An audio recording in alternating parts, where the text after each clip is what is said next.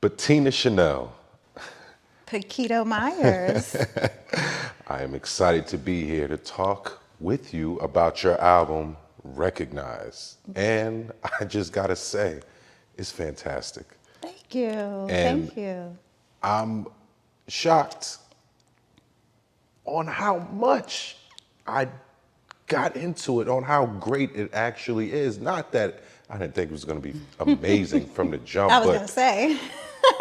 with you, always expect the best. And you do not disappoint. You deliver in Thank spades with you. this one. But Thank before you. we get too deep, let me just ask, how you doing today? I am doing so well. So well. I'm just enjoying making music, promoting it, marketing it. And I just, honestly, I feel very content and just fulfilled, probably more so than I've ever felt in my entire life. Like, I feel like I'm walking in my purpose right now. Man, sounds like you're stepping in it in the glory, Yes, as you sir. should. And Yes, sir. thank you for blessing us with that. Glad to have you here. And, you know, some of your fans may recognize me from one of your videos, Beautiful, that we worked on together. And that was a great experience, which we'll talk about later. Okay. But you have been pedals to the floor, hitting the ground running, working so hard. Like, you've been doing so much. Album, 4 singles, 4 official music videos. On a scale of 1 to 10, how hard would you say you've been working? Oh my gosh. I would say it feels like a 10 for all those things that you just said. I have definitely been working my butt off. But you know, there's always room for improvement. So in reality, maybe a 7 or 8, but it feels like a 10. Yes, my entire life is all about music right now, for sure. Okay, and it shows, again, and it shows the quality of the work is there. Thank you. Now, if you could pick one thing in this past year that you've enjoyed the most related to your music, what would it be? Hands down, just knowing that there are thousands of people all over the world who have been listening to my music. That is the number one thing that I am enjoying. To know that I was recording in a basement studio in New Jersey, and to know that now that, you know, 1 or 2 people might stream it in Spain and somebody else streaming in the UK, and, you know, and again, I don't care if it's 1 stream or 1 million streams. I'm thankful for literally every single stream. So right now it's just knowing that people all over the world have been listening to my music, you know, and I get very excited when I see reports that my song has been Shazam somewhere. Like, that is the biggest thing that makes my day. I'm gonna be honest about that. Like, the first time I started seeing those reports, I saw that someone Shazam my song in Osaka, Japan. What? And yeah, and I almost fell on the floor. I was like, oh my gosh, that means somebody is playing this song somewhere for them to Shazam it. You know, I got Shazams in Brazil. I was like, what is going on here? So, you know, that is what I love so much, is just knowing that people get to hear my music. That's awesome, and your work is paying off. Yeah. Got to feel so good about that. Now, would you say has been your biggest challenge? My biggest challenge. That's a very good question. I'm going to say social media.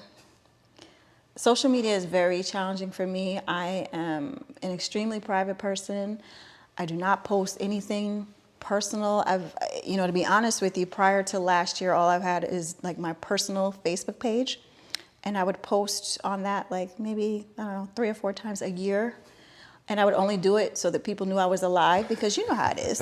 If you don't post, they think you're dead. They think you're going through it. Meanwhile, you could be living a nice, fulfilled life. You just do it off of social media. So to go from posting, you know, 3 or 4 times a year to now posting like, I don't know, I probably post 3 or 4 times a week, it's been challenging for me. I'm just going to be honest about that. I just got Instagram last year.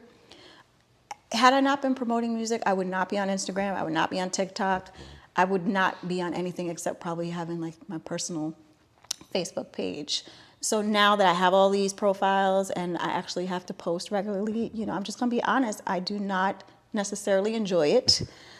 But I do it because I know you kind of have to nowadays. That's part of the business. Otherwise, there's no other way that you can promote your music.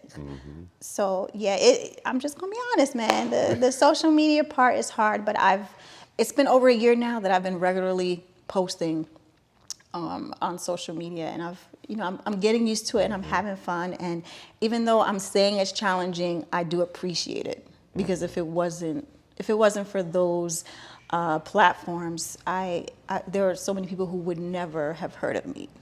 And I've been able to get a lot of supporters on YouTube, on Instagram, TikTok.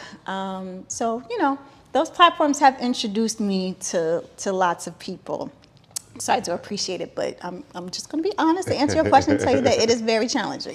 I got you. Well, thank you for that. Yeah. And, well, I mean, you seem to be taking to that challenge pretty well. I mean, with all your posts, you get, like you say, you're building some traction. I'm trying. You know what I'm saying? You doing a little bit more than trying. I mean, you had a shout out from Safari Samuels. Yes. Congratulating you about your album. Yes, I did. And my man Rotimi from Power. Yeah. Like, how did you manage that?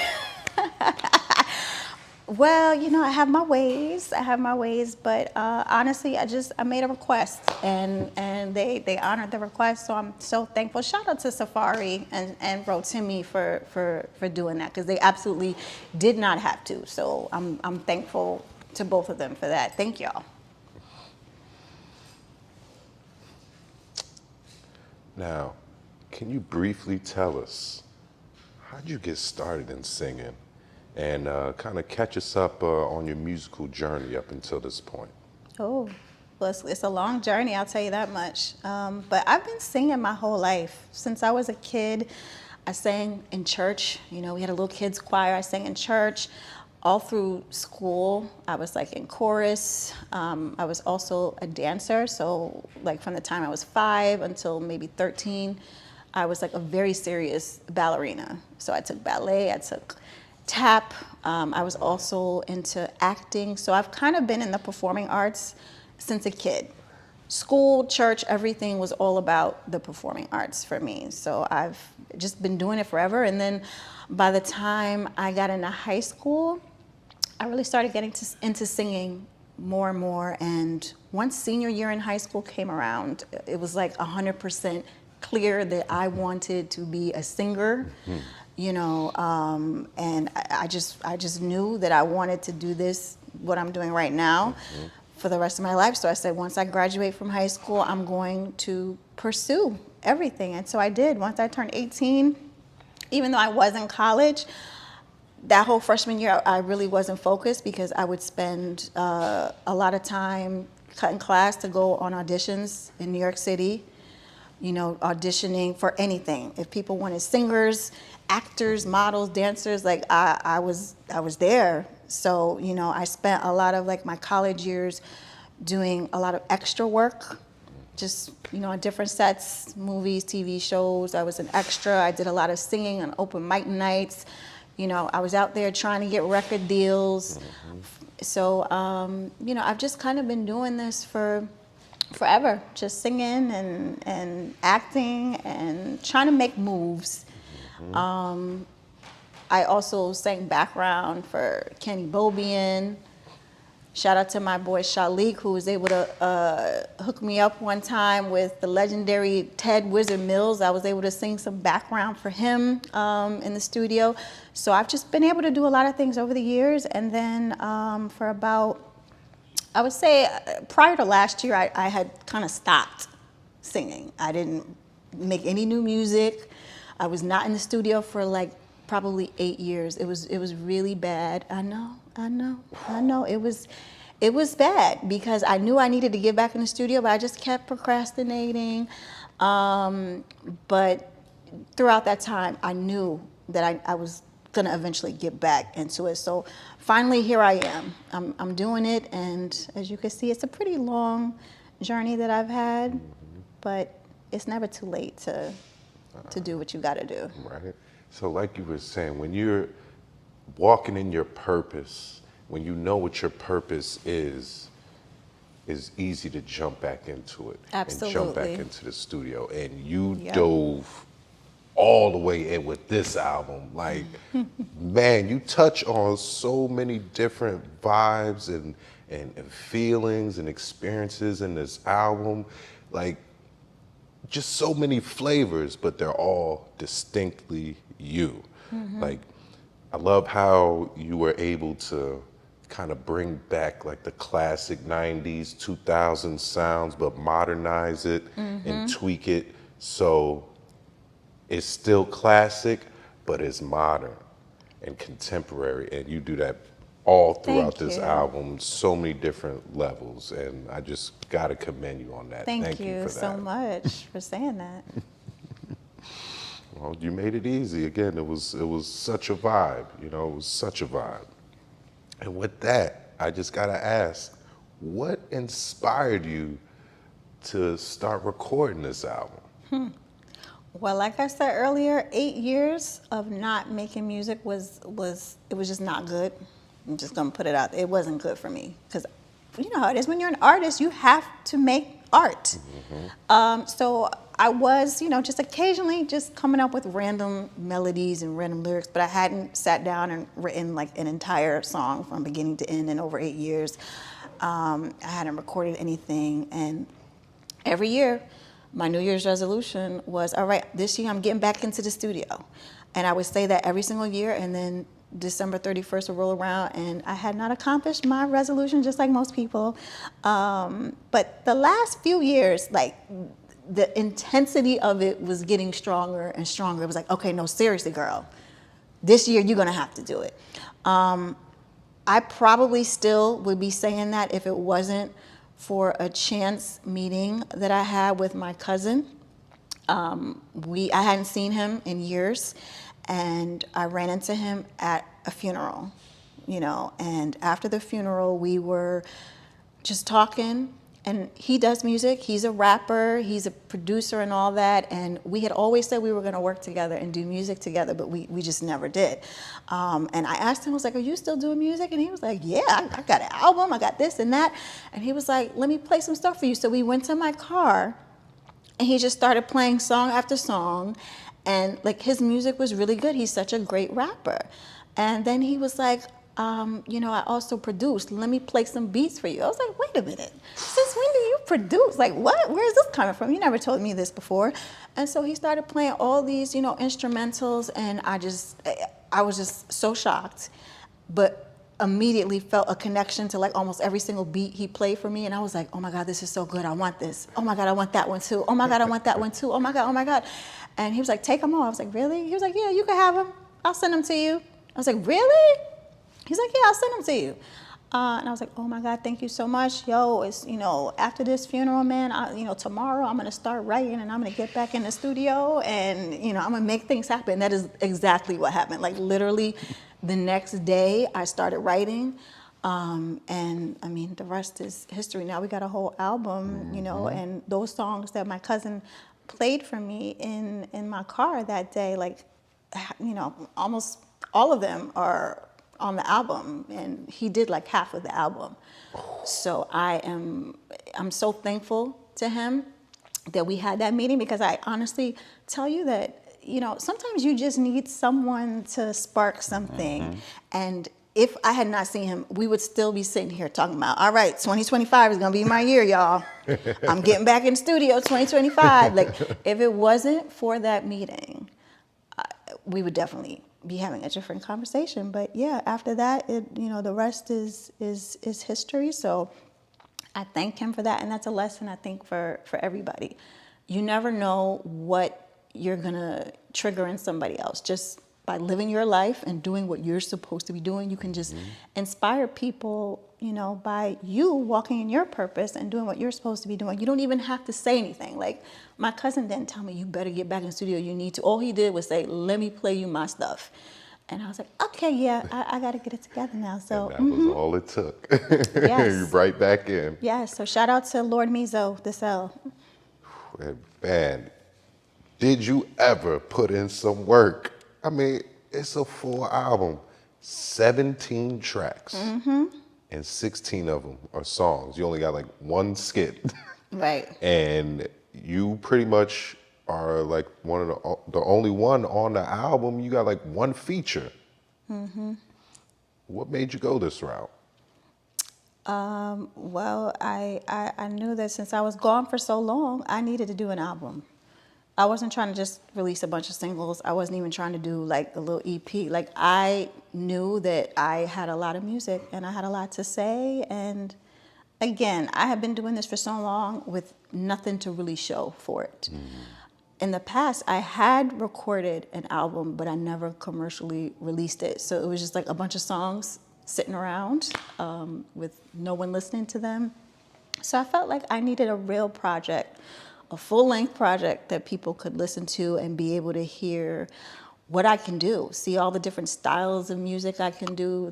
They can hear me singing, hear me rapping, singing ballads, singing up-tempo beats, songs you can dance to, songs you can cry to. I just wanted there to be like a real body of work for people to see me and hear me on. So that's why I decided to do an album with 17 tracks. Okay.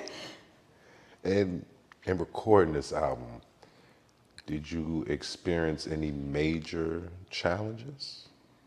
I wouldn't say any major challenges, but there were a couple of things that happened that were concerning to me, and it was really just things going on in pop culture and in the news. So what I'm talking about is if you listen to some of my songs, there are certain things that were also happening in music that I was either talking about, like for example, Better Recognize was the first song I wrote.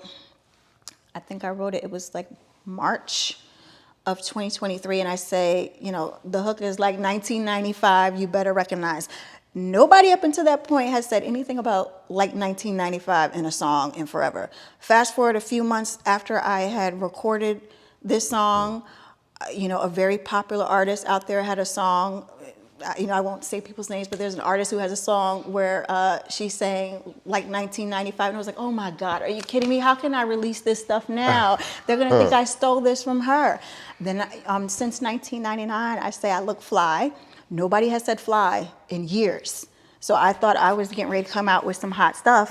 And then 2 months later, an artist comes out with a song where she says she looks fly and she looks good, and it becomes a major hit. And I was like, here we go again. What is going on here? People are gonna think I'm biting off of their music. Meanwhile, I wrote all these songs like literally right before they released them. In the beautiful song, I say you're really a big deal. After I recorded that song, there was another artist that came out and she says on her song, you're really a big deal. And I was like, you've got to be kidding me. What is going on here? Those are the only challenges that I had. Come and Lay, which is a song on the album, I used the word demure. Now keep in mind, that song is an old song. I'm sure we'll talk about that later. But that song was written, I don't even want to say what year because I don't want to date myself. But let's just say it was a very, like I'm talking about more than 10 years ago. We'll just say that. As you know, these past few months, all I hear is people saying demure. Yeah. And since 1999, I do name some people, and almost all those people ended up being in the news. I wrote the song wrote and recorded in April of 2023. It only took 2 or 3 months to have Wendy Williams, Diddy, J-Lo, Usher, even Kimora Lee Simmons. All those people who I mentioned in the song all ended up being big news in 2023 and 2024. And so, I mean, that's the only challenge I had. I was like, people are gonna think I'm taking their ideas. But yeah, that's it. So it wasn't a big deal, but it was a little bit frustrating, particularly with Better Recognize with the like 1995 part. That was like, that and the since 1999 Fly one really bothered me. But everybody, I did not steal those lyrics. I have everything dated. I got my receipts. Okay. So yeah, that's all. You know, I would take it as a compliment that your mind is ahead of the Great minds game, think alike, they and do say. they catching up to you. You already had it wrote. Okay. They're I like releasing it that. now, so they catching up to you. I That's how like I that. take it. That's how I'm gonna say that. You know. I like that. I like that. But, you know, I wasn't biting off of them. They most certainly weren't biting off of me because they don't know me. But I think it's just great minds think alike. So, Absolutely, absolutely. Now, this album, like we touched on before, incredibly diverse. So many vibes. I mean, you got upbeat songs, you got ballads, is R&B, hip hop, pop. You even got a house song, which is also one of my jams off of the album, I gotta say. I mean, you singing, you rapping. Do you consider yourself a rapper? no, I don't like to say that. I can rap. I've been able to rap since I was in high school. But I don't like to claim that title, and I'm not going to do that yet. But yes, I can rap. But at the end of the day, I'm a lyricist. I'm a songwriter. So I guess anyone who's a songwriter could technically call themselves a rapper if they want to. But I don't know. Maybe give me some more time and ask me that, you know, like in a year. But right now, I don't like to call myself a rapper. You know, I'm a singer songwriter who can rap when she wants to, if that makes sense. So you basically leave it as a surprise. Yeah. Then. You're not gonna give them all the goods. You're just gonna be like, oh, and here's a little bonus there for you. There's too much that goes along with claiming to be with that title. No, I can rap, but am I a rapper? I don't know. I got you. I'll take that. I'll accept that answer. Now we dig into the album. Oh boy. And you started off with Daily Reminder. And I gotta say, this song slaps. It slaps. Thank you. Like, what made you start off with this one here? Well, the funny thing is, my album was pretty much, I don't want to say it was finished, but I had already decided on all the songs that were going to be on there. And of course, my cousin decides he wanted to send me some more beats.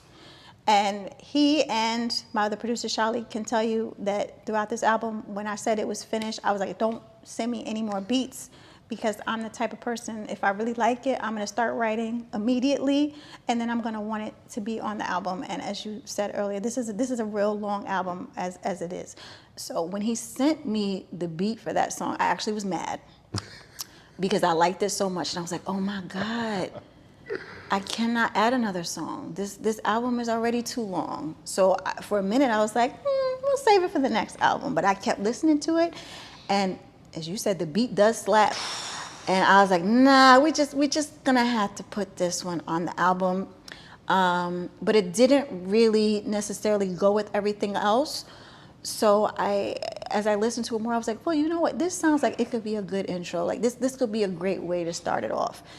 And so that's what I did. And I don't know, I just felt like the beat was so hard that I needed to kind of talk some junk. And so that's what I did in the first song. I decided to talk my stuff. And on that, you do walk all over that beat. Come like, on. okay, Come hold on. on. So in Daily Reminder, the first verse you say, the critics and cynics I disregarded don't listen. Hard-headed and I'm thick-skinned, no longer a spring chicken. That's right, I'm a grown still walking around looking like $1 million. Was raised in the burbs and in the city, so that means I'm tough and a bit sedity. What made you go off like that? Like, who were you talking to? What did you need to get out? Listen, I was gone for over 8 years not making music. So I knew coming back, people who knew me might have something to say, like, you doing music again? Like, you didn't just give up? Why are you still doing this? And, you know, you're not 18 anymore. You know, grow up, give up this music stuff. And anytime you're doing something like music or you're going to be in the public eye, there are always going to be critics and cynics. And I just wanted to start this album off letting everyone know I do not care. Any negative comments, anything that is not positive, I don't care. I'm very unbothered. This is it. This is me, and I'm going to do this. So if you want to listen, listen. If not, if you don't want to be supportive, then that's fine. But basically, just letting everyone know that I'm doing this, and you will recognize the talent, and hopefully you will enjoy it. But yeah, I mean, it was an intro, so I just knew I had to come real hard. And I think just shout out to my cousin Lord Mizo, because the instrumentation I thought was really good on it, and it just put me in the mood. It's that type of mood or vibe where you just want to talk some junk, and that's what I did. That's what I did. Okay, so yeah, you walked all over that first verse, and you didn't stop there. The second verse, you hit him with dark skin Mattel, no BBL, all natural, fly mademoiselle. And drama, yeah, I repel, cause my mama raised me so well, and on God's blessings I do dwell. What made you say that? Still talking my stuff, listen. I guess the first part of that, I just wanted people to know, like, the way I look is how I look. No, I know a lot of people come in the industry, they get all sorts of surgeries to start changing themselves, and I had to put that in there because, again, this was the first song on the album. I just wanted to let everybody know this is what I look like. I love how I look. I'm not trying to alter myself. I'm not trying to be or look like anybody else. And yeah, all that other stuff I said. Basically just let them know what you getting, what you signing up Yes. for right out the gate. Right out the gate. Boom. Word up. I feel that. Like, So you like that song, huh? yeah, I do. Okay. I do, I might rock with it a little bit. Yeah. You know what I'm saying? Again, it just slaps so hard you can't help but rock with it. Thank you. And now you got the second track is Lord Mizo Voicemail. Again, this is the only track on the album that is not a song. What made you throw that on there? Lord Mizo Voicemail is an actual and real voicemail that my cousin Lord Mizo left for me. He left me that voicemail after he saw the Better Recognize video. He was supposed to be in that music video, but for scheduling reasons, he couldn't make the video. And I was so sad he couldn't be in it. Like, it was my very first official video, and you hear his voice at the top of the song saying, Lord Mizo. So I was sad that he couldn't be in it. But anyway, once it came out and he saw it, he called me and he left that message. And I thought it was such a dope message. I saved it. And maybe like a few months later, I was like, whoa, wait a minute. This message is still on my phone? This is a really sweet message. This sounds like something that needs to be on the album. And so I remember telling him, like, hey, are you okay with me putting that on the album? He's like, yeah, that's cool, fine. Fast forward to when it actually came out, I think he completely forgot. He was like, where'd you get that voicemail? I was like, you don't remember? I asked you. I know it's been a while, but yeah, but I love it. I felt like it needed to be on there because, number one, I thought the message was so sweet. And then two, like I told you earlier, he really is the inspiration for this album. He is the person that triggered everything inside of me to get back into the studio. So it was like, my way of giving him a shout out. Right. I wanted the world to know, like, this is a family situation here. We're coming, bringing great music for the world. Nice. So yeah. Almost like a shout out and the props and absolutely. Here's your shine. Here's absolutely, your shine, bro. Yeah. Nice. And with that, we go into the next track on the album, Better Recognize. Now, Better Recognize was your first single. Tell me, what was the inspiration behind that one? That was probably like one of the first tracks that my cousin had played for me that day in the car, and I remember thinking, like, wow, this is different. I instantly vibed to it, and it was the very first song I decided I want to start writing to. So yeah, I did. It was the first song I wrote and recorded, and my engineer Charlique will tell you it was rough. We spent a lot of time on that song because, again, I had been out of the studio for years. I felt like vocally I was probably a little bit rusty, and I'm a little, I don't want to say I'm a perfectionist, but I like things to be a certain way and sound a certain way. So we spent a lot of time working on that song, probably more hours I've ever worked on any song in my entire life. And I'm gonna be honest and say, till this day, I still feel like I could have done even better. But it was my first single, and I love it. It's a great song. When I heard the beat, it just put me in a good mood, and I was like, this song is gonna have to be about partying, getting money, or being in love, because that's it. It was just, I don't know, it put me in a good, happy mood. So I settled on being in love, and that's what the song is really about. It's about being in love and telling your partner that you're in love, and that they better recognize that what you've got going on is something special. And it's also talking to haters who have anything negative to say about your relationship, or maybe they don't think you're gonna last. It's like telling them, no, this is for real. Y'all better recognize, stop the gossiping. This is for real. Okay, nice. So there's definitely a message in there Yes. for anybody listening. Absolutely, absolutely. Now, speaking on that video, the dancing, you did some moves in that. Now, who was your choreographer? Wow. I used a choreographer named Bettina Chanel. Yeah, I choreographed that thing. Listen, it was my first video. I wasn't going to pay somebody to choreograph. And back in the day, I used to choreograph a lot of stuff. In school, I was a cheerleader. Sometimes I would choreograph some stuff there. Like, I have a lot of history dancing and choreographing. So I was like, I guess I can do this, even though I haven't danced in God knows how long. I'm going to try, because there's nobody else who's going to do it for me. So I'm actually very happy the way the dancing came out in that video. But yeah, that was me with the choreography. Shout out to my dancers, Ryan and Pomoja, who were in that video dancing with me. I'm so pleased with the way that video came out. It should be. It was awesome. Y'all was stepping in that. Yeah, I loved it. Now we got Don't You Run Away is the next song. Go into that one for me. Don't You Run Away. That was probably, I don't know, maybe the third or fourth song I ended up writing when I first started working on the album. And the beat was just so friendly and fun. And, it put me in a good mood once again. But I think what happened was I started with the hook. The hook just came to me, don't you run away. And then I just built the rest of the song around it like I usually do. I usually start with the hook, and then the verses will come after.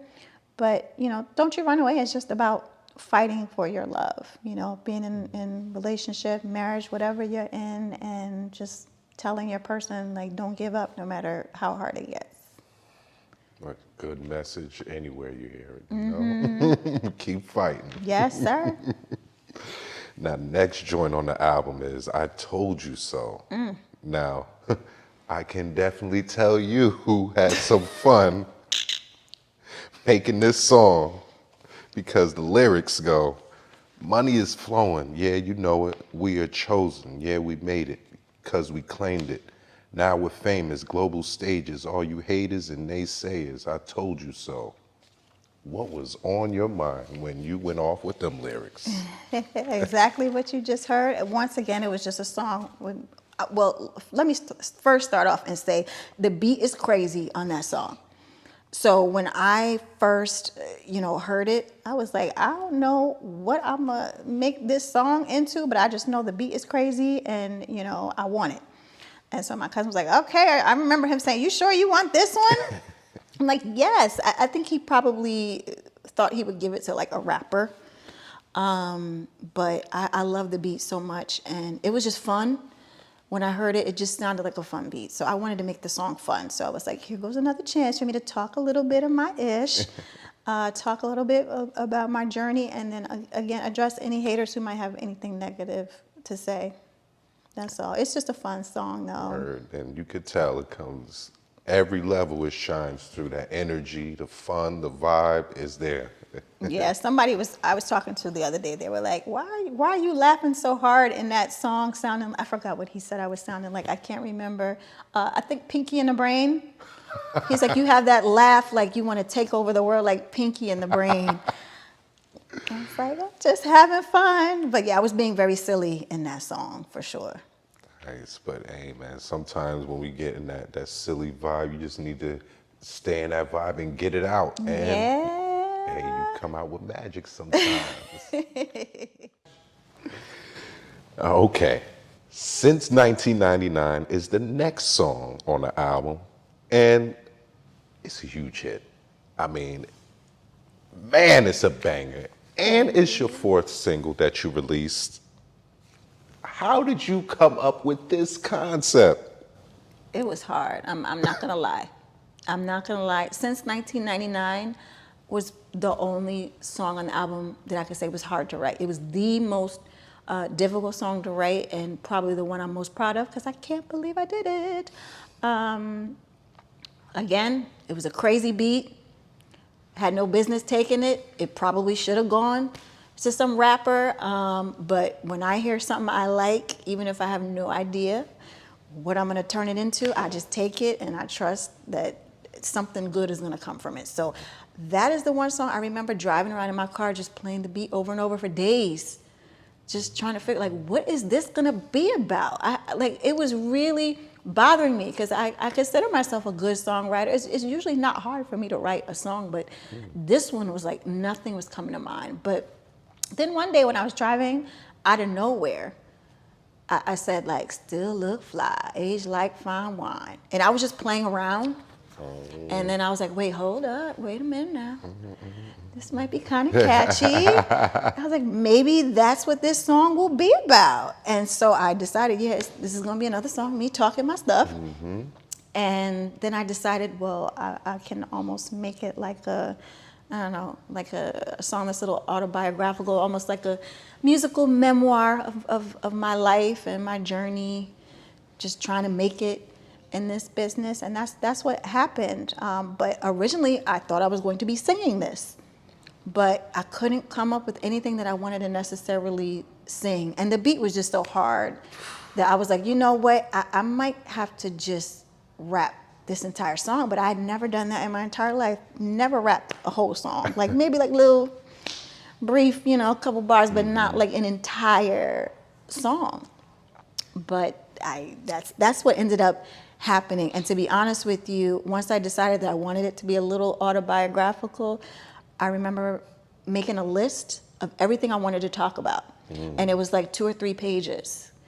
And I felt like Rick Ross and Andre 3000, like when 16 ain't enough, because I was like, there is no way in this entire world I'm gonna be able to fit, 3 pages worth of stuff into 3 verses. Like it's just not gonna happen. But I don't know how I did it.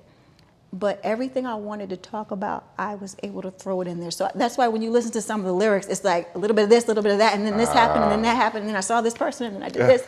It was just like a whole bunch of stuff thrown into the song, and yeah. But that's how I kind of came up with the concept. I mean, and you could tell a lot of work, a lot of care, and you put the effort into this song because, like you said, you're touching on so many things. The song is insane. Is one of my favorites. Again, I'm a beat person. The beat grabs me. You pretty much already got me 3/4 of the way there. And then when you hit it with the lyrics like you do and the swag that you drop on there, I mean, it's impossible not to dig on this song. And you name a lot of celebrities. And please, please, please set the record straight. Like, do you know all these people? Like, is everything that you say true? And did it really happen like that? Come on, you gotta let me know. Are you trying to say I mentioned people's names for clout? Is that what you're trying to say? I'm asking the question. Well, to answer your question, at the end of the song, I say true story. Everything I said in that song is 100% true. Yes, all the people that I named in there, let me start off and say I do not, quote unquote, know these people. I'm not friends with these people, but what I said happened in the song, it happened. Certain people I absolutely did meet. There were maybe 1 or 2 people's names who I mentioned that I didn't meet, but whatever I said happened in those lyrics. So Yeah, I had to tell it. And to be honest with you, some of this stuff happened, before social media was a big deal. So had social media been a big deal, maybe might have been posting up pictures, but so many things that happened to me back then, I didn't take pictures. I have a couple of pictures, but like it wasn't a big deal. I didn't have my phone with me all the time, so some of the stuff is a little bit hard to prove. But yeah, that's why, I wanted to put it in the song, because even people who know me personally, some of them had no idea of some of these things, right? Like if someone could know you, maybe they went to school with you, but before social media, like if you weren't in people's lives, you didn't know what they were doing. Word, exactly. You did not know. You didn't know. So there were some things that I wanted people to know about. And, I just wanted to talk about my experience. That's all. And we're not done. We got to dive a little bit deeper into these lyrics. Okay. Now, in the second verse, you say, fast forward a couple years, I was all up in the mix on direct effect with Bow Wow, JD, and Ludacris in Sony Studios next door to Jadakiss, in the same room that J-Lo had just recorded in. Yo, big up to KK Holiday, MTV VJ. Had a big crush on you, and I'll never forget the way you showed up at my session just to show support and say that you wished me good luck and you thought my voice was cray. Tell us about these lyrics. Now, I know I did the best I can. I'm not you. Yeah, You know what I'm saying? You did good. Very good. But tell us about that. Wow. Okay, let me see if I can remember all of that, because that literally was like 20 experiences all in, 30 seconds.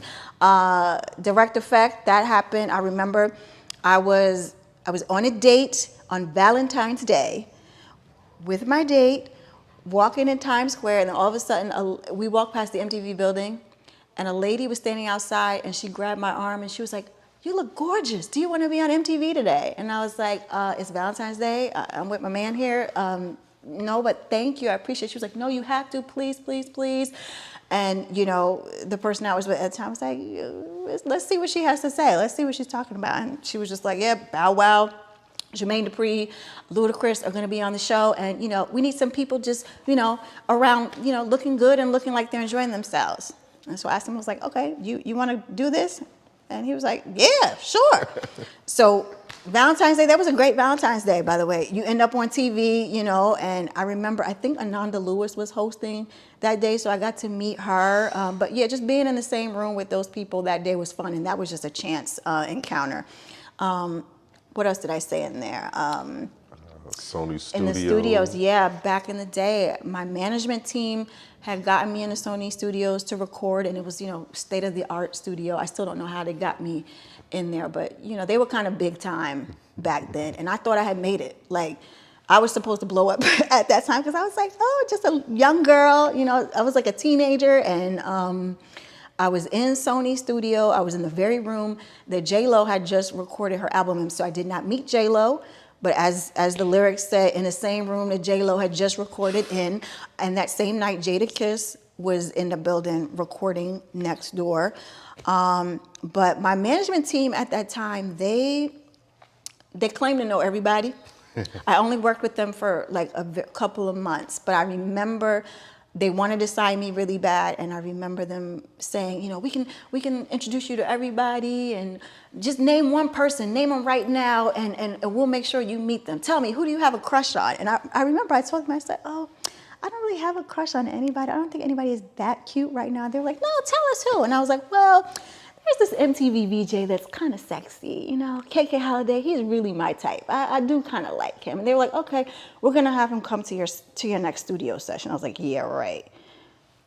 That night at Sony Studio, it was like midnight. In walks KK Holiday, and I was like, "Stop playing." And I don't know if people remember him, but he was a VJ on MTV. He hosted Direct Effect, and he came. He was probably there for like an hour, sat and listened to me. He was like, "Oh my God, you sound so great, and I wish you the best. Good luck." But yeah, that was it. Anything else I said there? I touched. Did I answer? Yeah. All the points on there? But did. yeah, so all of that is true. No fabrications there. Okay, okay. Official, signed, sealed. Yes, you are.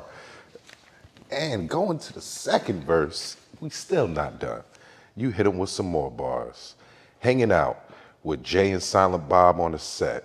A Stroke Nine's music video was the best, followed by my appearance on Change Your Heart on the WB. That boy changed his heart. After a date with me, he left her in the dark. Guess he had fun playing tennis in Central Park. I was hustling like Rick Ross, trying to be a star in NYC, singing at the Soul Cafe and working with Spike Lee. Can Wow, you go yeah. into them lyrics a little bit more for us? Again, every time I hear this song, I pat myself on the back because I'm telling you, it was a struggle trying to get all of these things into this one little song. I wanted to get as many experiences in there, but yeah, like I told you earlier, I used to do a lot of acting. So my agency was able to get me in some stuff. I did, I was in a music video. Stroke Nine had a video for the Jay and Silent Bob Strike Back movie. And the funny thing is, when I got the call to do that, I had no idea who Jay and Silent Bob were. I had never seen any of those videos. I told one of my friends in school and she passed out. She was like, oh my God, I love them. They have the Mallrats movie. I was like, never heard of them. So when I got on the set of that video, I was not starstruck because I did not know these people. But that was so fun because it was my very first acting job ever. I was still very, very young and I'd never been on a set before. I'd never done anything. It was my first job as an extra. Can't remember how much I got paid, but extra work it's not very lucrative. Yeah. I probably got paid chump change, but it was a great experience. I got to hang out with Jay.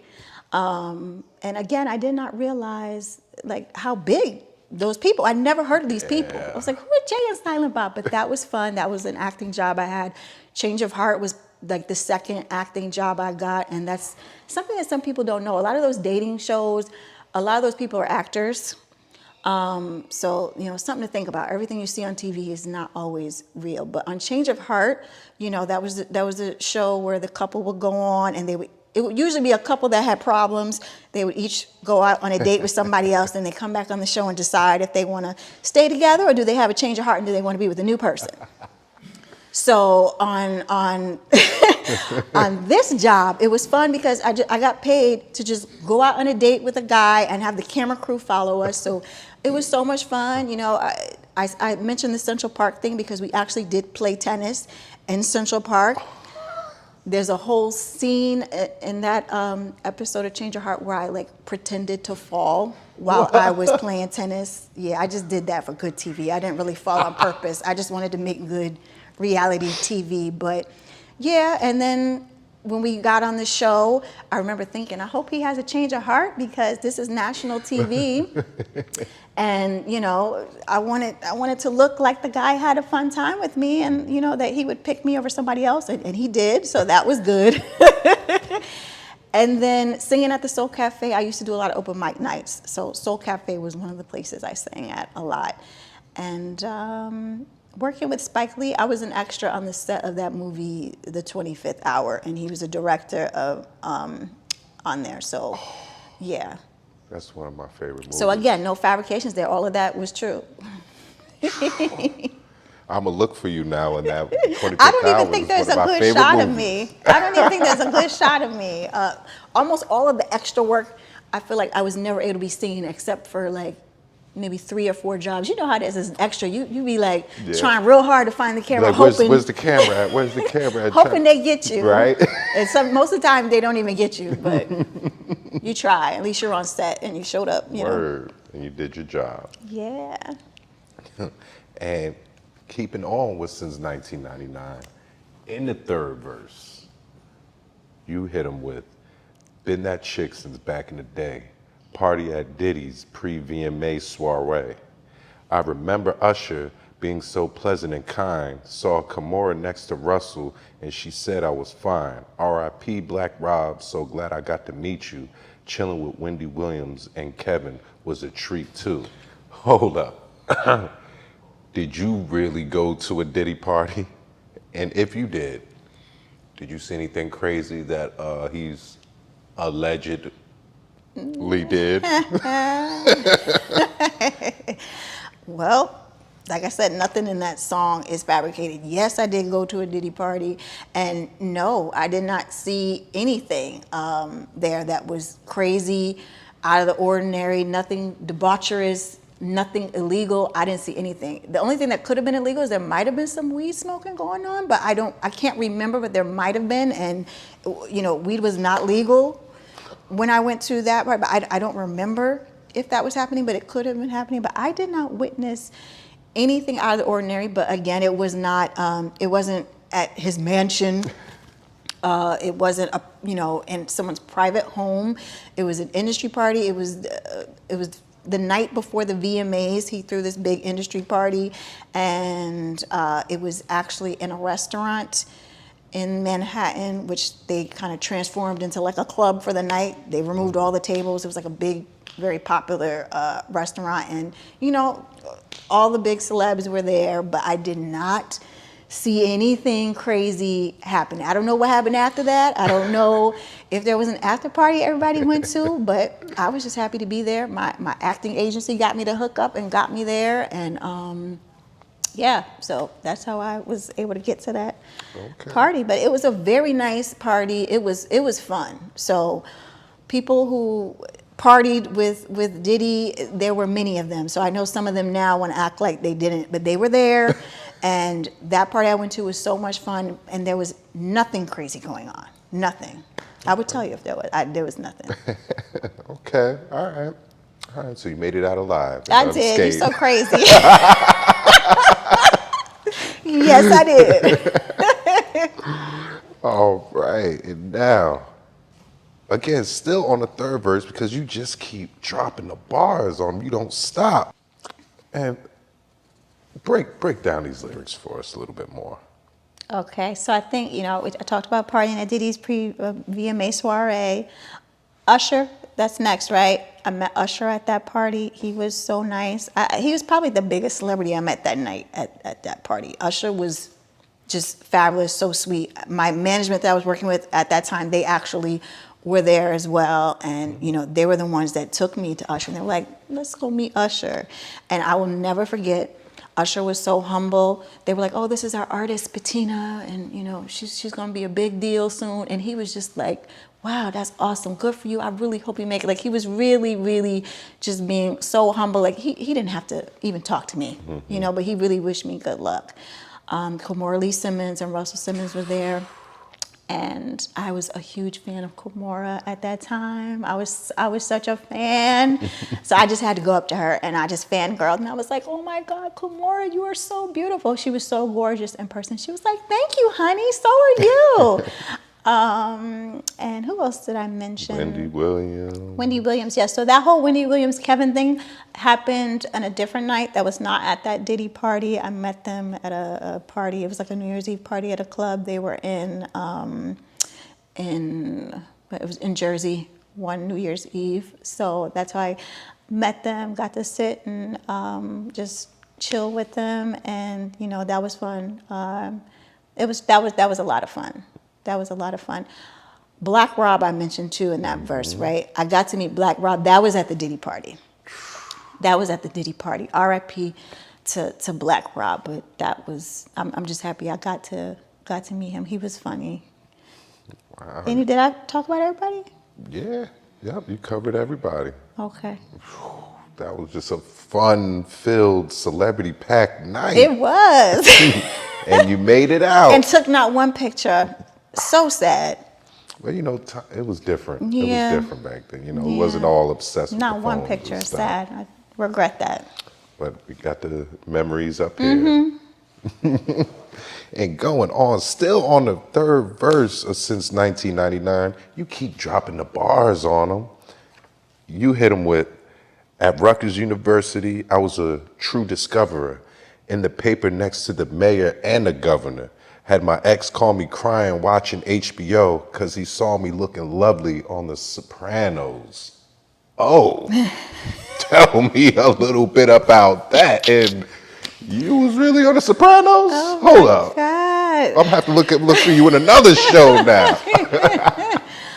Again, God, I don't know how I wrote all this up in one song. I don't know. So many different experiences. But yeah, Rutgers. I went to Rutgers. Shout out to everybody at Rutgers. I'm an alumnus of Rutgers. And, you know, my senior year, I was a part of this organization. Shout out to everybody at the SWSO. You know, we used to put on these big events like talent shows, and we did like a date auction, all for charity. So we were making big moves. So we were able to meet the governor. You know, I spoke at some event that he did. I can't remember what it was. It was some bill he was signing that was going to help, I think, like pay student loans for people who went into certain like public service jobs. So I was able to meet him, take pictures, you know. One of my professors was a mayor of a town in New Jersey. So, you know, I was in a paper with him a couple times because I used to help him with his campaigns when he was running for re-election. On The Sopranos, yes, I was on The Sopranos as an extra. I did not speak, but I was an extra. I believe it was season 6. One of the characters went to jail. And so my role was, I was playing a girl who was like visiting her man in jail. So, you know, when they were shooting the scene of whoever the main character was, one of the main characters who were in jail, you could see me in the background, like sitting across the table from a guy playing an inmate. And I did that for a couple of episodes. It was like more than one episode. I think two or three episodes, you might see me in the background talking to my man in jail, you know? It was a really good shot. But I think I mentioned the part about my ex seeing me, because when I shot it, I remember I was in a relationship at the time. I was like, oh, I'm going to be on Sopranos. I'm shooting today. And then a few months later is when it aired. And I remember we had broken up. And I remember he did. He did call me. I was like, you look so pretty on The Sopranos. Oh, my God. So, yeah, that part was true. Who else? What else did we mention in that verse? Oh, yeah. I think I said everything from that verse, right? Mm-hmm. Yeah. Yes, you did. Like all that's it. That's all. Like, yeah, you did a lot, man. Woof. Now, you shot a music video for this song. Mm-hmm. What was it? What was the process shooting it? And what gave you the guts to dance in the middle of Times Square, New York? Like, was you nervous or? Oh, wow. I love that video. I think we did such a great job on the Since 1999 video. Shout out to Austin Heim Productions that has been doing my music videos, the last couple ones I did. But as soon as I recorded the song, I realized it was like gonna be a hit. And, you know, I should have mentioned this earlier, but when I wrote and recorded the song, never in a million years did I think it was going to be a single. Definitely didn't think I was going to shoot a video. Like, again, I am not a rapper. So this was not a song that the world was supposed to hear. It was just supposed to be like, for whoever my real fans are, like when they got the album, it would be a little surprise. But the song ended up being kind of good. And I remember when I recorded it that night in the studio, my engineer, Shalik, might be able to tell you this. He might have forgotten, but I will never forget. I'm the type of person in the studio, I don't go with people. I do not like a lot of people. It's just me and the engineer in the studio. And I remember there was somebody else there that day. And she heard the song, and I will never forget. She ran into the booth, and she grabbed me and was like, oh my God, girl, this song is so good. Oh my, like I will never forget that. And I was like, oh, wait. Because she had heard a couple of the other songs, and I remember asking her, like, oh, how do you like this song? She was like, yeah, that's about. I did not even ask this person anything about feedback on the song. She just happened to hear me record it, and she ran into the booth and was like, oh my God, you sound so good. And so then I was like, maybe this song is going to be something. So anyway, to answer your question, once I decided, yeah, this is a song that needs to be a single, I knew the video had to be crazy. There's too many New York references for it to not have been shot at least partially in New York. So I wanted to shoot it in Times Square. So I was like, I told my videographer, we're going to shoot this in the middle of Times Square, and I'm gonna have my dancers, and you know, we're gonna do it. And to answer your question, believe it or not, I was not nervous, not even a little bit. Not even for a second. And honestly, I think it's because of what I told you earlier. I had been gone from this for so long, and I've been waiting for my opportunity to like release an album and start shooting music videos. So I was so ready for it. Like, I just remember arriving in Times Square, like, I'm ready for this. Like, I've been waiting my whole life for this. So I wasn't nervous. My dancers, I think they were a little bit like, wait, what are we doing? This is Times Square. This is New York City. We gonna look crazy out here. But I had so much fun shooting it. I actually hired security for that video shoot, just for the simple fact that, you know, I felt responsible for everybody who was on set, and it's not like we were in a controlled environment. Times Square is Times Square. It was a Saturday night in Times Square, so I felt like anything could happen. The news had already talked about people getting hurt in New York City and robbed and stabbed and killed and shot, and so I was like, you know what, maybe I should hire security just in case. You don't know what to expect in the middle of Times Square. But the funny thing is, I probably shouldn't have even hired them, because that night everybody in New York was so nice and friendly. Like, we didn't see one heckler. Normally you would get some hecklers. You get people like, you whack, sit down, you ain't nothing. Meanwhile, we got people who are walking by saying, go ahead, girls, get it. Y'all dancing, y'all moves are great. Like, they were enjoying it. There was like not one negative comment. I didn't see anybody that looked like they were standing around like, you know, with a menacing face. Like, everybody was so friendly that night in New York. So shout out to everybody that was out there that night that saw me and was supportive. It was really, really fun. My friend came through. My cousin finally made it to the video shoot, since he missed the Better Recognized one. So that was definitely a fun video. I enjoyed it. Okay. Now, with that, what's the main message that you want people to receive from Since 1999? I would say there's two main messages. Number one, like I said, it's an autobiographical song. I wanted people to know I did not just wake up. I know they just saw me just now starting to put stuff up, but I did not just wake up yesterday and decide I want to be a singer. I've been doing this for a long time. I've really been putting in work.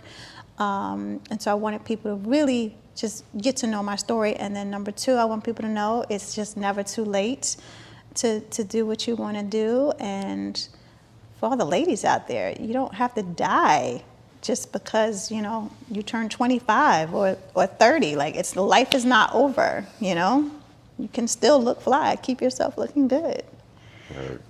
Great message. And not just ladies, too, the fellas as well. We need more of that. Yeah. Appreciate you.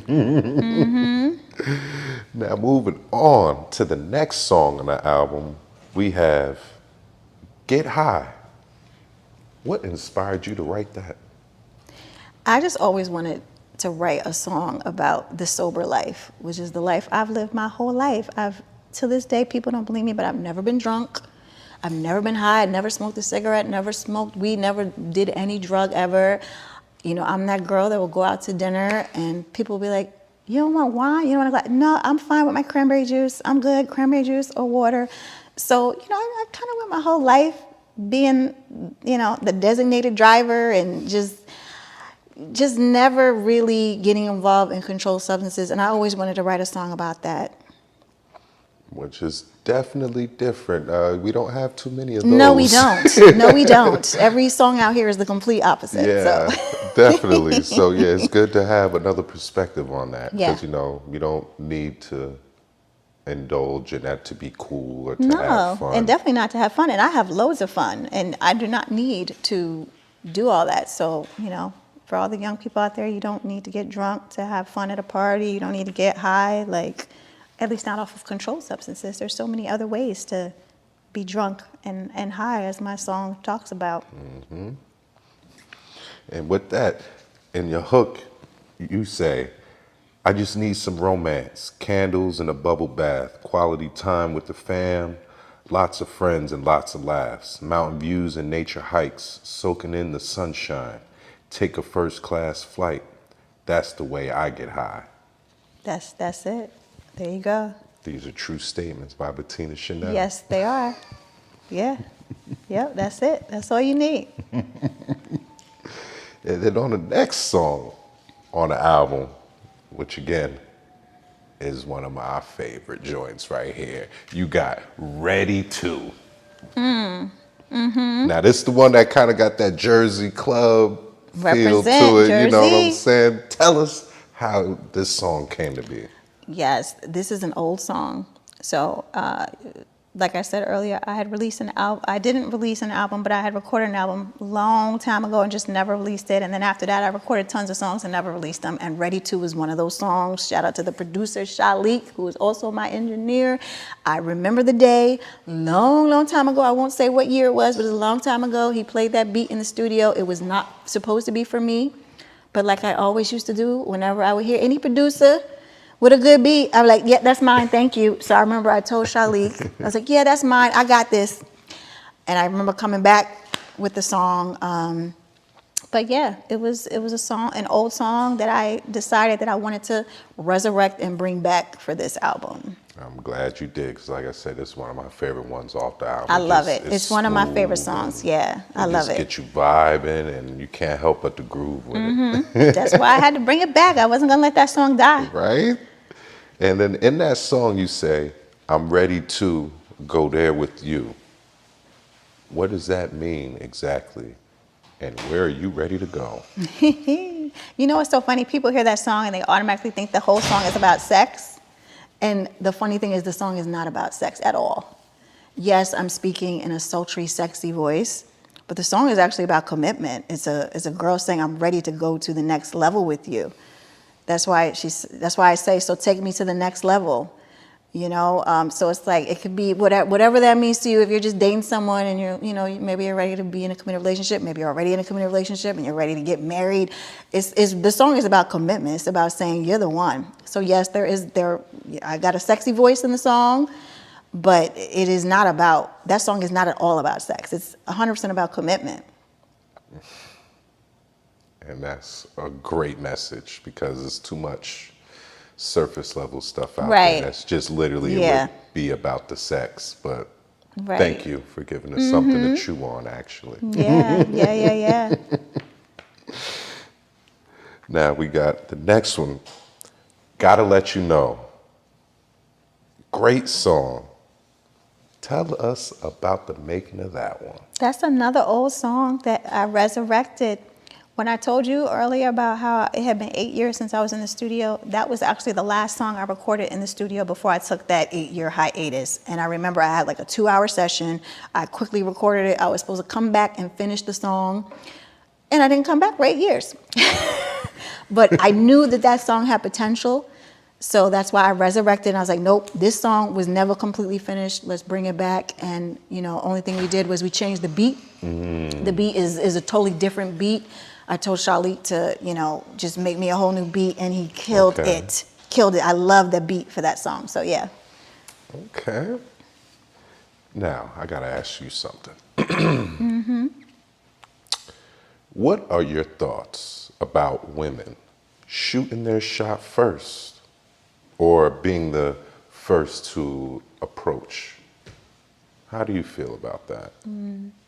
Well, I mean, that's Gotta Let You Know is a song saying, I gotta let you know, you're more than a friend to me.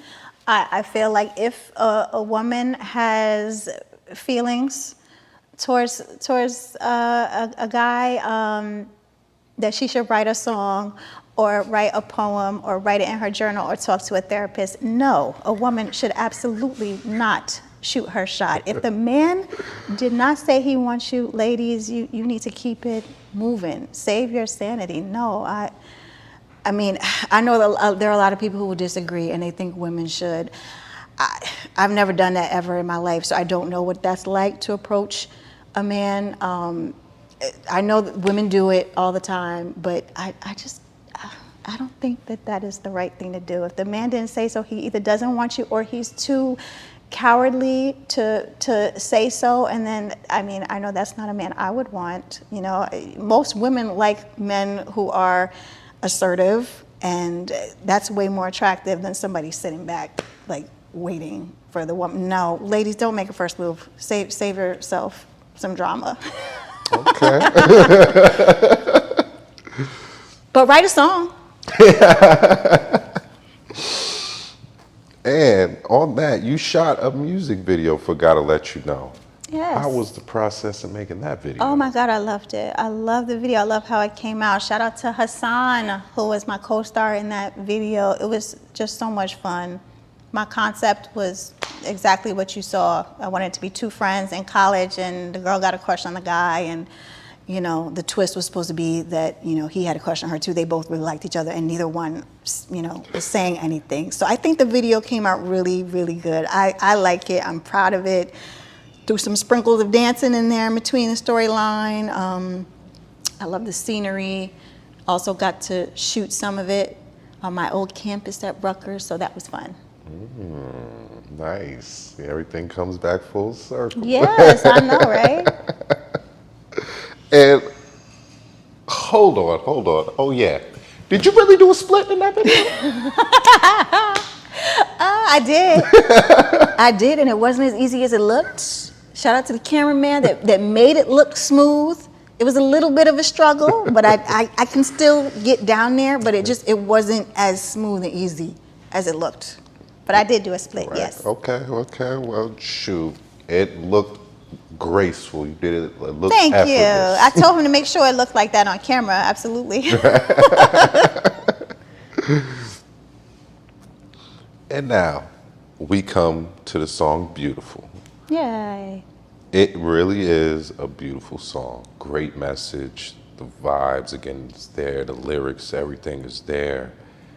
And it's also your third single. Mm-hmm. What brought this song about? Well, like I told you earlier, when we were talking about Daily Reminder, I was mad when my cousin sent me that beat because I had already finished what I thought was going to be on the album. But the same thing happened with this song. I had already decided on what songs were going to be on there. Then my producer, Shalik, sends me some email talking about, here goes another beat. And I'm like, here we go. I told these people, don't send me more beats. I have enough songs in the album. I heard the beat and I was like, it's nice. But I wasn't inspired to write anything until I heard it the second time. I was like, wait, hold up. This is more than nice. This is hot. So I immediately just started writing. It put me in a good mood. I was like, this song is going to be about being in love and just being so happy with your partner. And it's also about like traditional gender roles if you listen to the lyrics. But it's just a song about being in love. That's all. Okay. And again, you shot a music video for this one, and in that video, I was also in. You were in it. I was in that Yes. one. I played your leading man in that one, and I gotta say, it was a great experience. You had fun. It was a great experience working with you and Austin and his team. Like, you guys are fantastic. You were very specific in your vision for the video, and then the way you guys worked together with your production team, it was just like two halves of one brain. You know, like whenever you started explaining it, it was like he finished it for you, and just working with you guys, it was just real seamless. Like, you were really clear and specific, and do hair look like this, give me this look, give me this sexy look, and I'm like, okay, I can do that. But it was No, great. you were great. You were great in the I video. appreciate it. I appreciate that. It was you made it easy, the energy, to feed off of, and that scenery we was at. Beautiful, right? I don't even remember where that Gorgeous. was. It was Well, I'm not allowed. I promised Austin that I would not reveal the location because we don't want it to be Yes. overflooded by people. But anyone watching this video, write in the comments if you think you know what the location is. But it was a beautiful Absolutely location, amazing. and yes, it was in the United States of America. I had someone ask me, did we fly overseas to shoot it? No. And we did not use a green screen. Some people thought we used green screens. Yes, because it was just that beautiful. And I was like, no, it was Right. real. Yeah. Real mountains. Yep. There was a real cliffs. river. Yeah. You was actually on the top of a cliff. In heels. In them high heels with that elegant gown, I'm like, oh, she's actually on top of the cliff. She's about That this. was such a fun video shoot, and I got to give you kudos because you really did your thing in that video. Working with you was so awesome in that video, and of all the music videos I've shot, that one was the least stressful. I don't know if it was because there were no dancers and like I had to worry about choreography and all these other people. It was literally just me, you, the videographer and his production assistant, just the four of us running around that town, running through the mountains and the woods. But it was great. I enjoyed it. Yes, it was a great experience. And the video came out spectacularly. Thank you for allowing me to be part of that. Thank you for being in it. And now, the next song on the album, Come and Lay. Such a great track. Like, talk to me about this one. There and the goes another old process. song that I resurrected from the dead. That is a very old song that I wrote, and I always liked it, so I brought it back. We changed the beat up just a little bit. We upgraded it and updated it a little bit, but man, it's definitely a good. I love, love, love Come and Lay. Now, is there anything you want people to take away, a message that you want Good to question. them? You know, Come and Lay is definitely a song which is about sex. It's about making love. But if you listen to the lyrics, this song is really about sex within marriage. So I just want to make that clear. This song is a song that's kind of promoting like just waiting until you get married. You know, that may not be for everybody, but it's just talking about sex within marriage. Like if you listen to the lyrics, she's saying like, you're the one I prayed and waited for, and now we don't need self-control no more. So that's really what this song is about. It's not a song about casual sex. It's not. I know some people want to make it about that, and it can be for you if that's what you want, but that wasn't like the intention behind it. You can make the song whatever you want, but like the intention behind it was like specifically thinking about like Waiting that perfect Right. time and right. It's not a song about like just sleeping around. It's like sleeping with someone that you're married to, almost like a wedding night song. okay, I got you. Now, next we got Can't Come Back. Tell us about that one. Can't Come Back, yeah. Shout out to Lord Mizo DeSalle, produced it, crazy beat, loved it.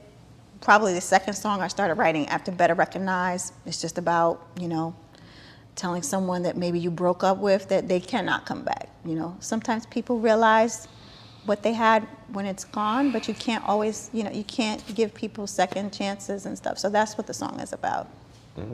Okay.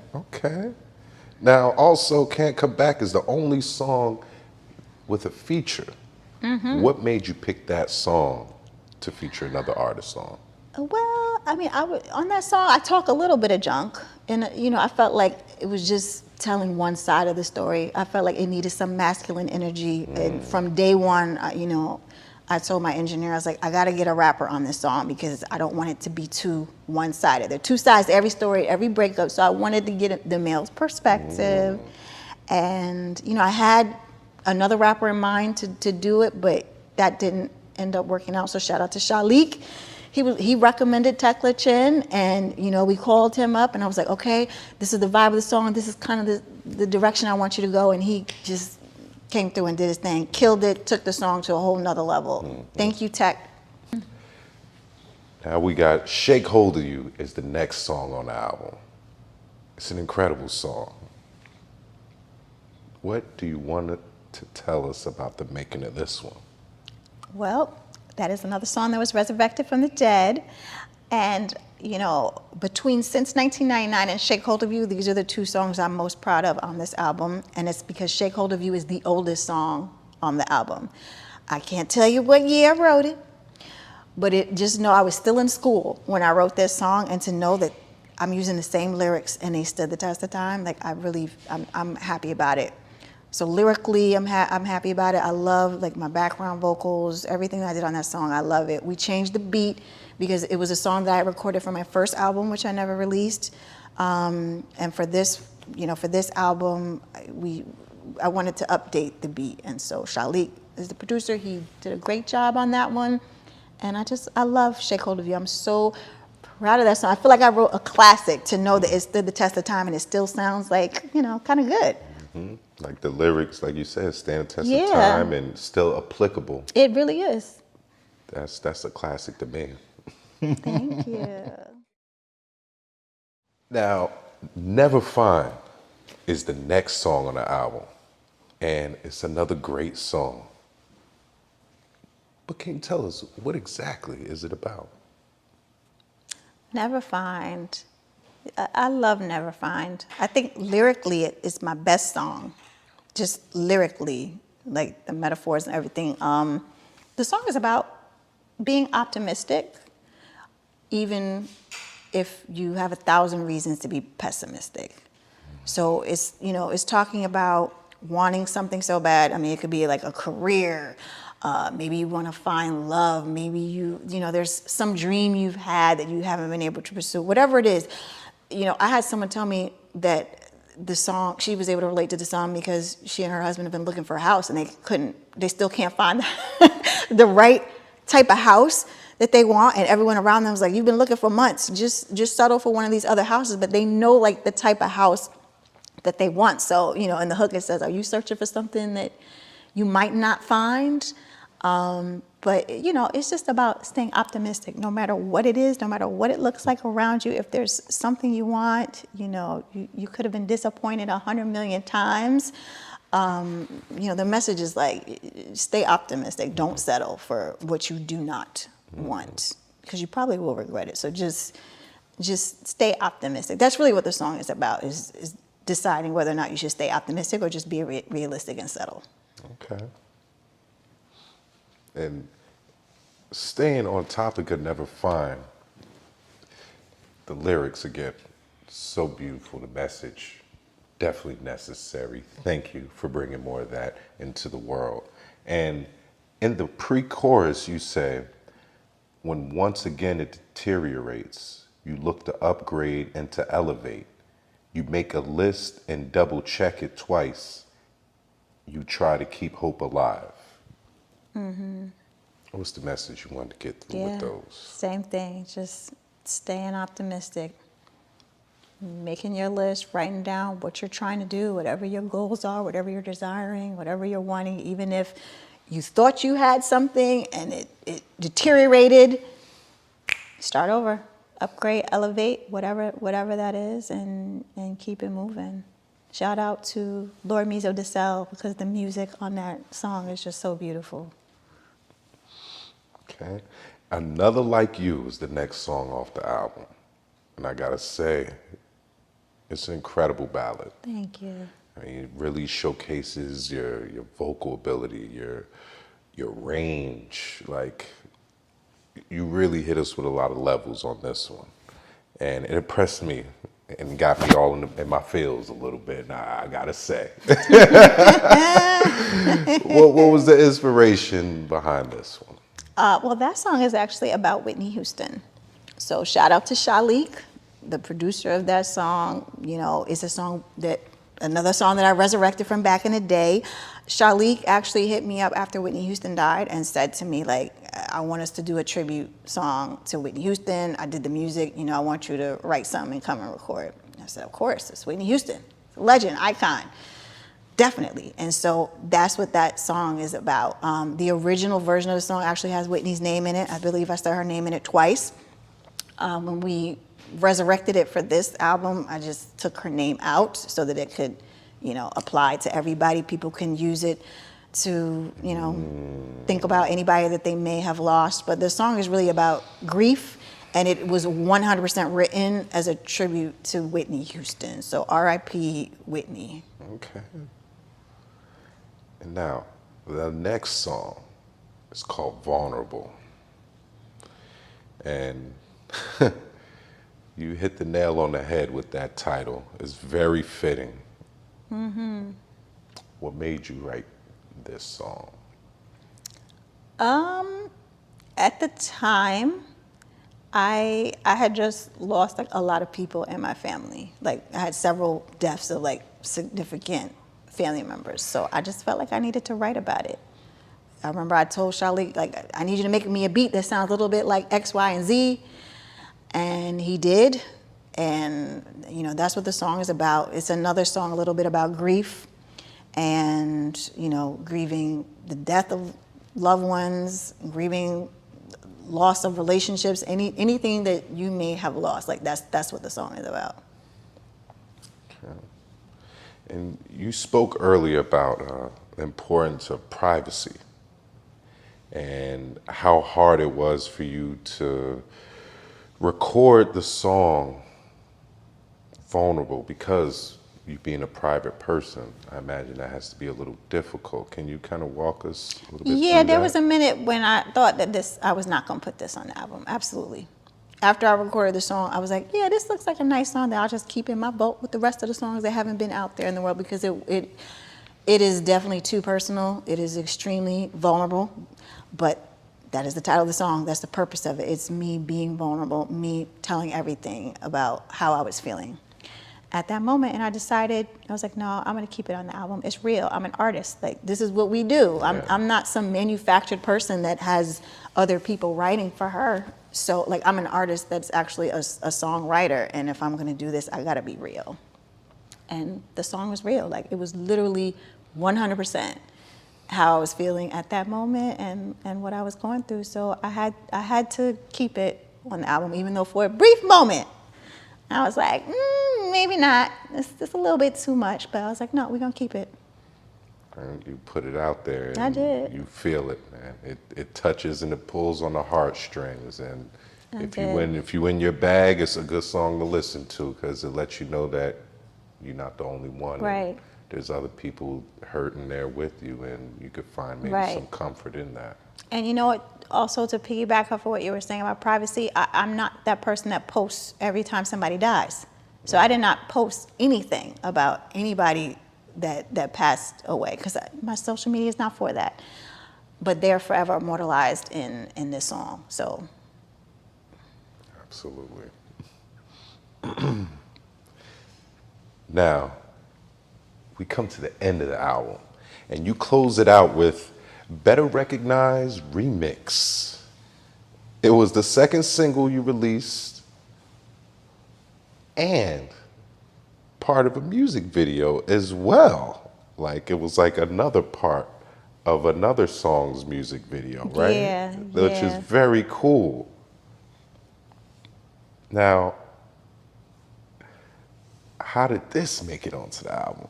Well, shout out to that boy Shalik, producer. He heard the original, Better Recognize, and I guess he got inspired and decided to make a whole nother beat as a remix. I liked it. It had a hip hop feel to it. It sounded totally different, but still had, you know, some of the same elements of the original version. So I was like, yeah, let's do it. Let's record a remix. And, you know, I kept all the same lyrics, but I just added a rap.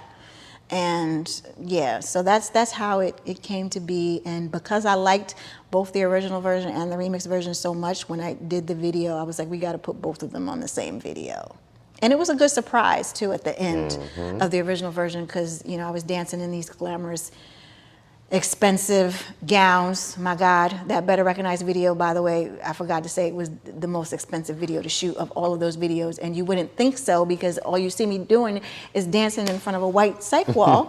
But it was literally the most expensive video. And a lot of that had to do with the wardrobe. But to go from all these fabulous gowns to then me rapping and the video turning black or white, and I'm just in jeans and I got a cap on, like, that was fun. Yeah, it was a nice bonus. Like, oh, what's going on here? And then, like you say, you drop them with the bars, and you're just like, okay, Yes.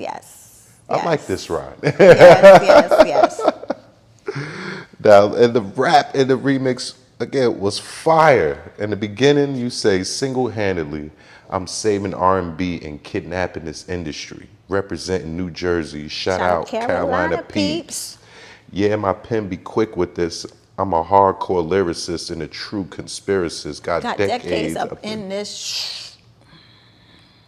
What? Self-explanatory. Okay. Self-explanatory. Right? Yeah. It was just my way of ending the album talking more junk. Yeah, I know I had to talk my stuff. And just having fun, you know. But once again, letting people know I'm here. I'm doing it. And I just got to say again, the album is amazing. It's incredible. Thank you.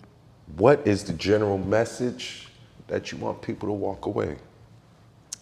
I hope people really, when they finish listening to this album, that they were able to do what the title says, and that's recognize my talent, because I've been doing this for so long. So I want people to walk away saying, wow, she can really sing so many different styles of music. Wow, she can rap. Like, the whole purpose of this album is so that people could really see my talent, and I hope they can connect to the songs. I got a lot of songs where I'm talking my junk, but it's not just because I want to talk junk. Like, I want people to also feel confident in themselves and whatever skills or talents that they have. I want people to hear this album, get inspired to go do whatever it is that they've been wasting their life away, running away from, instead of just going after your goals. Like, I would hope people will listen to this album and be like, wow, this girl's still making music. I need to go do whatever it is that I was born to do. I need to stop procrastinating. I'm not gonna waste 8 years of my life like she did. I wasted 1 year, it stops right now. Like, I'm gonna get back in and do whatever it is that I wanted to do. So that's really the main song, and I hope they literally have fun. There's a lot of songs on here that just have fun too, so. And with that, what's your favorite song off of the album? Oh, come on now. I can't pick a favorite. That's like choosing your favorite child. Can you do that? People do. Yeah, they do, and they don't admit it. So Right? I might do the same. I do have a couple favorites. I don't want to say though, because I don't know. I do have. Well, put it this way. I told you I love the fact that Shake Hold of You has stood the test of time. All of the songs that I brought back are favorites, just for the simple fact that I brought them back means I had to like them so much. So I'm talking about Ready To, Gotta Let You Know, Come and Lay, Shake Hold of You. Since 1999, Shake Hold of You, I'm very, very proud of. I love Daily Reminder. I listen to it every day. But I love all the songs on my album. But yeah, Can't Come Back. Tekla Chin killed it. I don't know. I cannot pick a favorite. It's hard. Okay. Gotta Let You Know I really love though too. So I don't know. It's hard. They're good songs. They're all good. It's hard to choose, but they're all What's great. What's your favorite? Right? Ready To. Ready To. Yeah, I told you that club beat that just as soon as it come on, just like. Okay. I'm like, oh, okay. I'm like, all right, yeah. Jersey. Yeah, I rock Jersey with that. club beat. Yeah, Ready To is good. All right, and we got your producers here, right? Yes, we do. Let's bring them. One of them. Let's bring them out. Shalik, let's go. Welcome, man. Well, Appreciate you, man. Thank you, man. hello, lovely. How you doing? How you doing? Dabeatshop Pearson, the man is here. Well, you know what? I'm happy you're here. I just want you to say to everybody, like, what was it like working with me on this album? Because it was me and you, just me and you in the studio, and we did 200 plus hours. So tell them, what was it like? We was rocking, and she's a perfectionist, you know. But I don't think she showed everybody what she can really do. I know he was gonna say. This girl I knew he was has perfect pitch. She did all her backgrounds, every note, every key, and it was crazy. She could sing opera. You know you could sing opera if you wanted to. Yes. That's how high. Yo. Damn. Perfect pitch. He's so sweet. They gonna think I paid you to sing. No, but it was good. It was good. You know, she took a lot of my good tracks, you know. I ain't want to give them up. She deserved them. I know her for years, so, you know, we work good together. Can you tell them, how do you feel like I have improved as an artist over the years? Because you met me when I was like very, very young. Right. First. So how is my sound different? You're first of all, you didn't age. It's been like 20 years. Oh, secondly, say that on camera. your voice, okay, everybody improved. So you probably did. I didn't notice an improvement because she was always nice. Always good. Only improvement I seen her do was she corrected errors. She was tedious about correcting her errors, and like and she we said, still didn't get them all shot. She spent about 200 hours in studio time. Yeah. I was happy, but I said, T, I love taking your money. You don't have to correct that. I don't hear it. That's what I mean. She got perfect pitch because I couldn't hear it. She heard can. it. So I'm sorry, people. I do not always have perfect pitch. He and I fought a lot because I would be like, no, this needs to be sung way better. I can do it way better. And he's right. I wasted a lot of money and hours. Like, she ain't wasted. Redoing. She just corrected herself. There are a couple songs where I still hear a couple of things, and I'm like, just one more section. But tell the truth, was I getting on your nerves? Tell the truth. A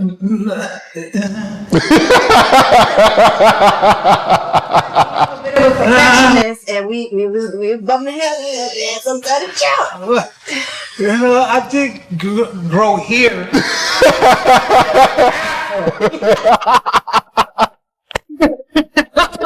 He lied. But yeah, 200 hours is.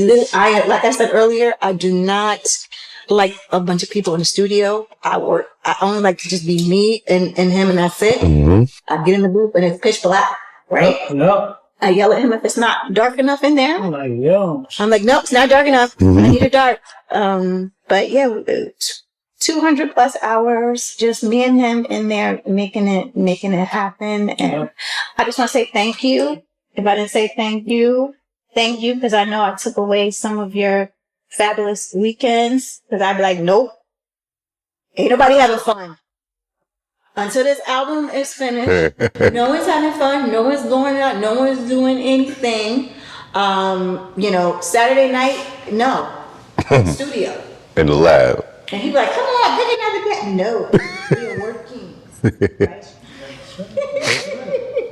I'm like, T, I need to go smoke my cigar. Come on, you're taking my little leisure away from me. No, but it was worth it. About the art right now. The album is dope. So if you guys need to check that album out, stream it, break it down. Yes. It's dope. It's dope. And really fast, let's call my other producer, who is Lord Mizo DeSalle, my cousin. Just really fast, let's let him say a couple of words, since he really inspired this album, and I just want him to get his little 2 cents in. Let's see, we're gonna put him on speakerphone.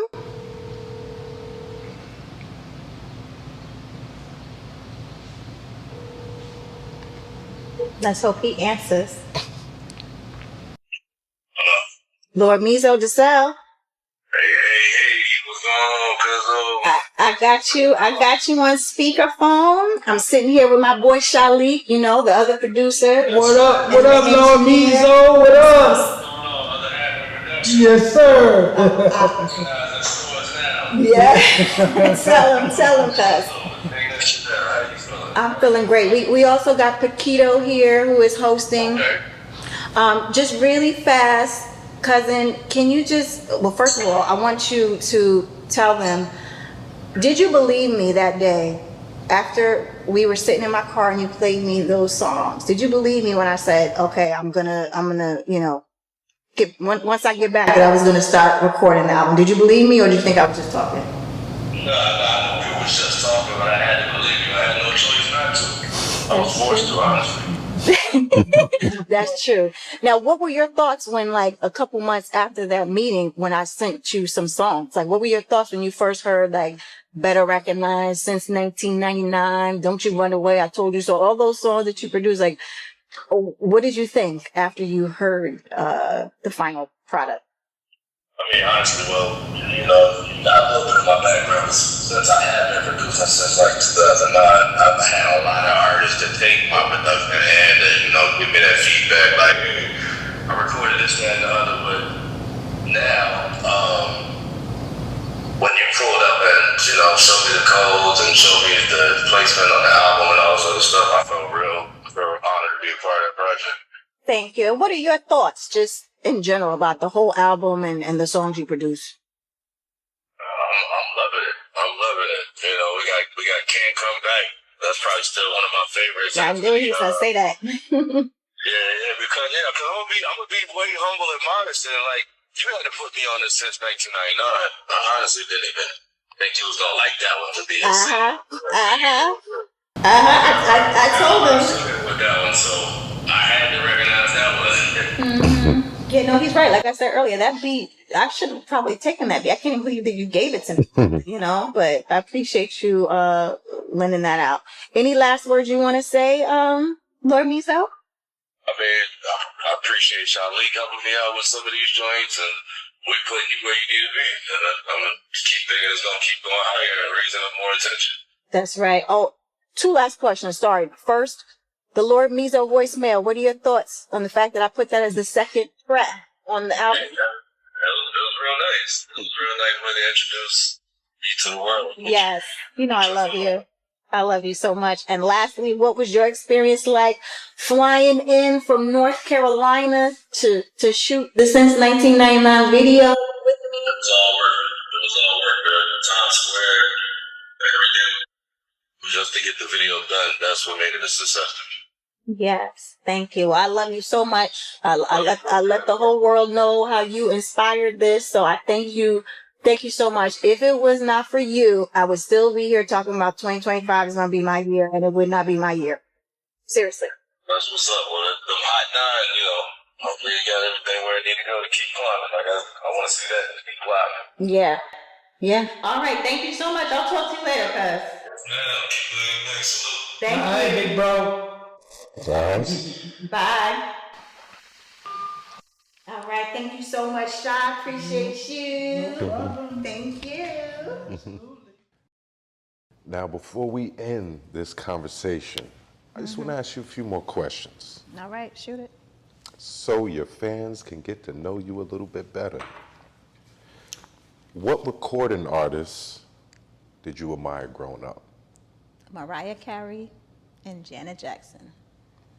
That's it. When I saw Janet in the If video dancing like that, and I saw Mariah Carey rolling around in a field in Dream Lover, I was like, oh, whatever they're doing, I want to do that when I grow up. That looks like fun. I want to dance and roll around in fields too. So, yeah, Mariah and Janet were like my inspirations. So. Okay. Your favorite color? Red. Favorite food? People gonna laugh at me, but they're gonna say it's not a food. But I love French fries. I know. Wait. Pray for me. I know. French fries are food. What are you talking about? I had people tell me that doesn't count. But French fries, and I like baked ziti. Ooh, okay. I know. Bad. I probably should pick something else, but that's the truth. Now, what do you like to do for fun? Oh God, I like to do so much stuff for fun. Hiking, like how we did in the beautiful video. Anything to do with nature, hiking, beach, like those are the things I like to do, aside from singing and dancing and acting, traveling. I love to travel. Okay. All wonderful things, enriching things. Yes. And now, my last question to you is, what is your favorite place in the world? And you can't say home. I can't say home. Nope. Home is my favorite place. No place Besides like that. home. Besides home, I love to travel. So I toss up between France and Italy. I would say Italy, maybe on the island of Capri. That's a really nice place. So yeah. Okay. Well, with that, Bettina Chanel, thank you. Thank you so much for gracing me with your presence and blessing me with this time to talk about your album, Recognize, where you can stream and download all platforms. And you also have CDs available for sale on your Bandcamp page. Yeah. And Bettina, I wish you all the continued success that you deserve and that you've been working towards. Thank you so much. Thank you. Thank you, Paquito, for doing this. You're the best. Thank you. Thank you.